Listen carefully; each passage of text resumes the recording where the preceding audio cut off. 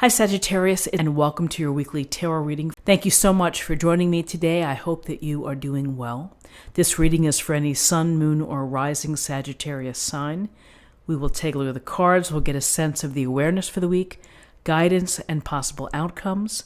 I'll also choose a couple of oracle cards for additional information. So let's just go ahead and get started with your reading. Okay, so we have the Four of Swords, we have the Ace of Wands, and we have the Nine of Wands. With the Four of Swords, we see the warrior here, or the knight, taking a brief rest, laying down hands in a meditative pose or prayer, the sword below him. You know, this is a card of taking a time out, of taking a break. And, the words associated with the Four of Swords are to restore, to recover, to rest. So if you've been feeling worn out or worn down, over obligated, or just incredibly busy, this is a message to take a break and to rest and relax, and to really give yourself a chance to re-energize. And when we take a time out from situations, the situations don't necessarily just stop, but we're in a fresher place to come back to it, or maybe we have a different approach or a different way of thinking. But with the Four of Swords, this is about getting the rest and the recovery that you need so that you can continue on. Here we have the Ace of Wands, beautiful card. The Ace, a gift or blessing or an opportunity from the universe that's saying to you, go forth and create. And often with this card, it can be related to a new business venture, an enterprise, a new project, new activities. Your desire to create and to do something is present on Saturday. And, this card, as you look at this card and you see the castle here, the castle kind of represents the dream of what you're hoping to create and what you're hoping to build and where you want to be. And so, again, it's an opportunity for you to move forward, and you have to, with Wands, take action. And you have to plan and to take action into creating and building and undertaking new enterprises, or new hobbies that you want to bring into your life. So what's interesting is this Nine of Wands. And we see this soldier, this guy, he's standing, he's holding on to the wands, he's kind of protected by the wands behind him. And he's looking over his shoulder. It looks like he's ready for whatever's going to come his way. He's wearing this bandage, and that can suggest that times have not been easy. He's had to go through some rough patches and maybe had a few bumps and bruises, but is still standing. There's a sense here of having to defend and having to be aware of what may be coming next, and that you're determined to be standing and to continue on. And with nines, nines are almost completion. So this says you have a lot of fortitude and courage and determination to keep going. There's also this sense of a protective side to the Nine of Wands, of having to protect yourself. And so as I see it, he's looking right at the Ace of Wands.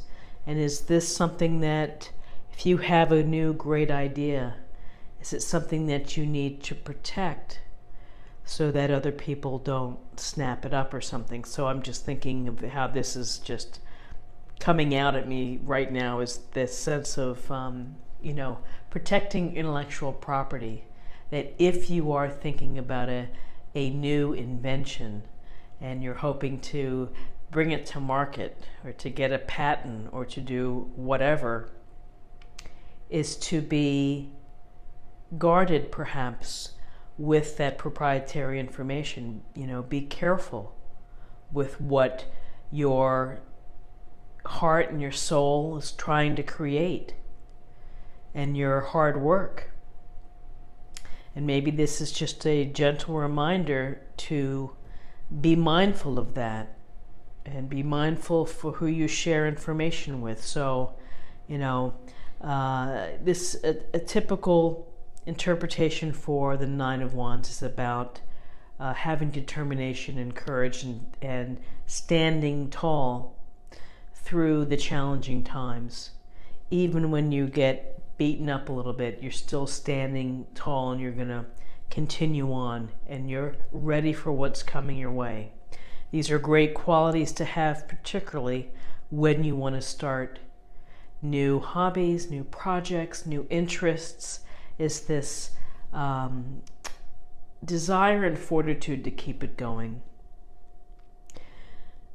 With that said, you know, as you look at the Four of Swords, is that when you are defending your beliefs, when you are standing tall, when you are going through all of the obstacles and the adversity, that's exhausting.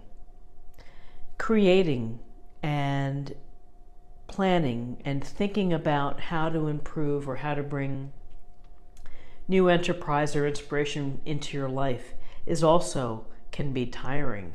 And so really this card is just kind of the reminder here is to don't exhaust yourself, because when you don't watch your resources of time and your energy, you know, that's going to have an impact.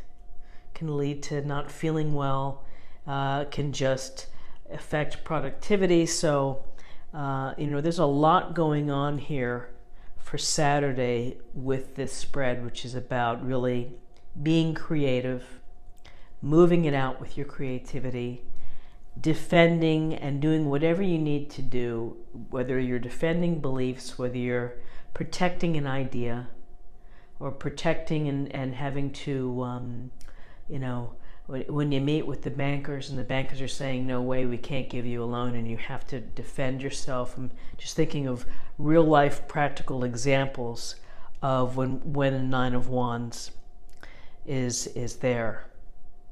And then finally is that creating and defending and protecting is tiring. So be careful that you manage your energy resources and your balance within your life, and that you're just mindful of what you're doing.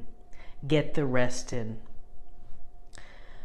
Let's take a look at the numbers. We have 4, 5. 5 plus 9 is 14. 14 reduces to 1 plus 4 equals 5. 5 is about new cycles. It's about freedom. It's about having to adapt. It can be about challenges, and it can be about conflict.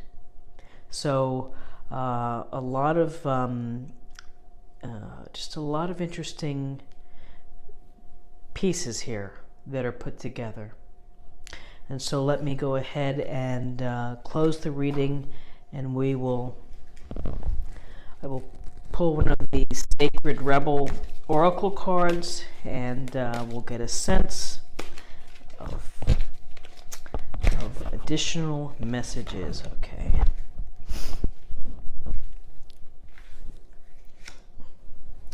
The word wants to be written. The word wants to be written. So the word, I think the Beatles said, say the word and you'll be free, or spread the word and you'll be free. Well, writing is cathartic.